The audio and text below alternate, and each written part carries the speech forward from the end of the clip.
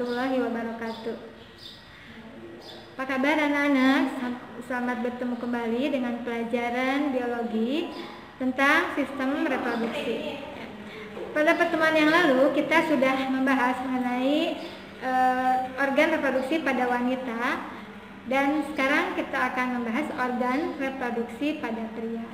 Masih ingat ya bahwa sistem reproduksi adalah sistem organ yang berfungsi untuk makhluk hidup bisa melakukan perkembangbiakan. Jadi pada manusia reproduksi ini bersifat seksual atau melibatkan dua individu. Sedangkan kalau yang bersifat aseksual itu tidak melibatkan dua individu. Karena dia melibatkan dua individu, maka organ reproduksi yang berperan itu juga berasal dari dua individu, yaitu organ reproduksi pria dan organ reproduksi wanita. Nah, pada organ reproduksi pria juga sama, dia memiliki dua macam, ada organ dalam dan ada organ luar. Kalau organ luar berarti organ tersebut berada di atas permukaan tubuh dan bisa dilihat tanpa menggunakan alat. Tapi pada organ dalam itu ada di dalam tubuh, sehingga untuk memperhatikannya kita harus menggunakan alat khusus ya. Sekarang kita lihat gambar yang menunjukkan organ reproduksi pada pria.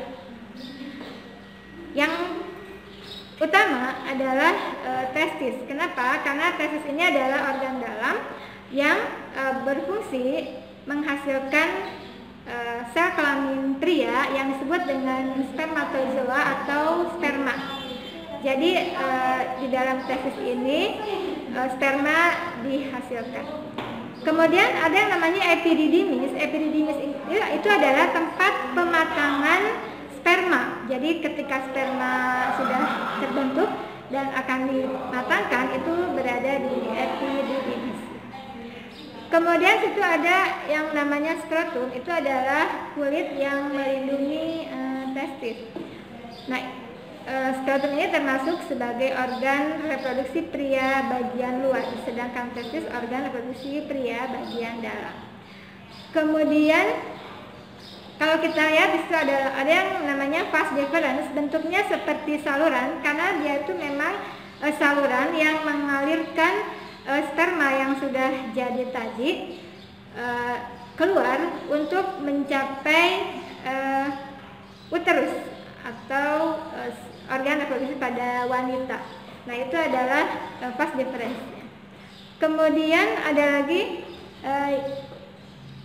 yang disebut dengan kelenjar prostat ya. Kelenjar ini menghasilkan cairan yang encer dan dia itu bersifat alkalis atau basa, sehingga dia bisa menyeimbangkan keasaman residu urin di uretra dan keasaman vagina.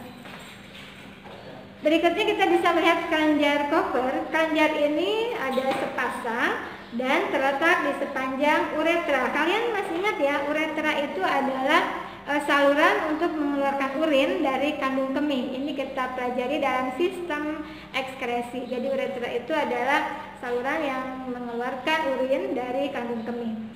Nah, kelenjar Koper ini berada di sepanjang uretra dan cairannya atau cairan yang dihasilkan oleh kelenjar ini kental dan dia akan disekresikan sebelum penis mengeluarkan sperma. Kalian bisa melihat bagian atau organ reproduksi pria yang bagian luar itu namanya penis. Nah, itu gunanya untuk kopulasi atau untuk mengeluarkan sperma dari vas deferens. Nah, itu adalah organ bagian dalam. Kemudian kita bisa lihat juga ada yang namanya vesicula seminalis. Vesicula seminalis ini berjumlah sepasang dan terletak di atas dan di bawah kantong kemih. Nah, kemudian vesicula seminalis ini menghasilkan cairan yang berwarna jernih, kental dan berlendir, mengandung asam amino dan fruktasa. Dan cairan ini berfungsi untuk memberi makan sperma. Jadi sperma itu mendapatkan nutrisi dari cairan yang dihasilkan oleh vesika seminalis. Nah, itu vesika seminalis. Kemudian kita juga bisa melihat di situ ada kandung kemih ya. Kandung kemih kalian sudah tahu itu adalah tempat menyimpan sementara urin sesudah diproduksi di pelvis renalis atau rongga ginjal bagian dalam. Nah, itu kalian masih ingat bahwa saluran yang mengalirkan urin dari pelvis renalis itu adalah ureter. Jadi ingat ureter sama uretra jauh ya fungsinya. Kalau ureter itu mengalirkan urin dari pelvis renalis ke kandung kemih, sedangkan uretra mengeluarkan urin dari kandung kemih keluar. Nah, uretra ini lihat letaknya berdampingan ya dengan jaringan erektil. Jadi kita bisa melihat di gambar tersebut. Jadi kalau begitu kalian sekarang sudah bisa membedakan mana organ reproduksi dan mana organ ekskresi. Kemudian organ reproduksi yang bagian dalam itu yang mana, kemudian yang luar yang mana. Kemudian sesudah kalian memperhatikan atau menyimak bahasan yang sudah jelaskan tadi, Ibu harap kalian bisa ya mencari apa fungsi dari masing-masing organ reproduksi pada pria, baik organ reproduksi dalam maupun organ reproduksi luar.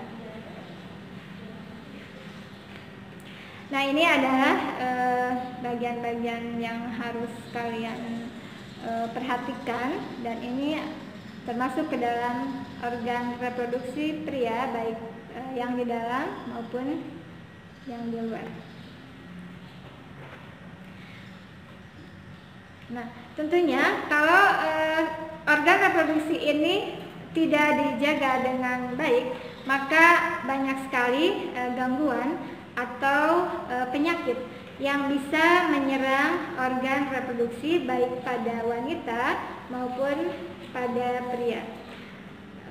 Di sini Ibu akan membacakan beberapa kelainan dari sistem reproduksi itu bisa berasal atau bisa disebabkan oleh infeksi bakteri atau infeksi virus. Seperti yang paling terkenal adalah kanker serviks ya, itu pada wanita. Nah, ini adalah kanker leher rahim dan banyak dialami wanita berusia 40 sampai 55 tahun. Walaupun demikian, kalian yang masih muda tidak menutup kemungkinan bisa terkena oleh kanker serviks ya. Kemudian kanker serviks ini juga diduga berhubungan erat dengan infeksi virus herpes simplex tipe 2, dan pengobatannya bisa dengan obat kalau masih ringan, bisa juga sampai ke operasi. Jadi lebih baik kalian menjaga kebersihan organ reproduksi daripada kalau sudah sakit mengobatinya lebih sulit ya. Kemudian ada lagi satu penyakit reproduksi yang paling terkenal adalah AIDS ya. AIDS ini adalah penyakit penurunan sistem kekebalan tubuh yang disebabkan oleh infeksi virus HIV. Nah, ini bisa diakibatkan karena hubungan seksual yang tidak dibenarkan oleh kesehatan dan oleh agama. Jadi Ibu harap dengan pelajaran sistem reproduksi ini kalian bisa menjaga bagaimana caranya agar penyakit-penyakit tersebut tidak bisa menyerang kalian.